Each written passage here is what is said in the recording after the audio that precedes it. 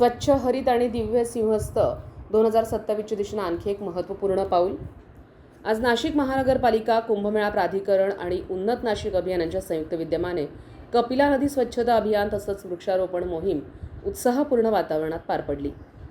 कुंभमंत्री गिरीश महाजन, महापौर हिमगौरी आहेराडके यांच्या प्रमुख उपस्थितीत झालेल्या या उपक्रमात नागरिकांनी मोठ्या उत्साहानं सहभाग नोंदवत स्वच्छ, हरित, पर्यावरणपूरक आणि दिव्य नाशिक घडविण्याचा संकल्प अधिक दृढ केला.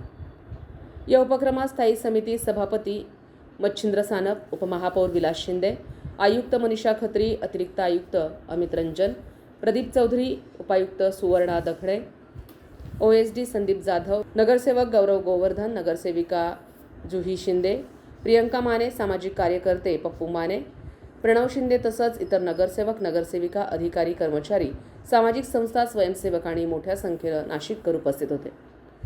स्वच्छ नदी, हरित शहर आणि यशस्वी सिंहस्थ 2027 हे आपल्या सर्वांच्या सामूहिक सहभागातूनच साकार होणार आहे. चला आपल्या नाशिकला अधिक सुंदर, स्वच्छ आणि पर्यावरणपूरक बनवण्यासाठी प्रत्येकानं आपलं योगदान देऊया. हरित नाशिक, स्वच्छ नाशिक, दिव्य सिंहस्थ 2027. संविधान न्यूज, नाशिक.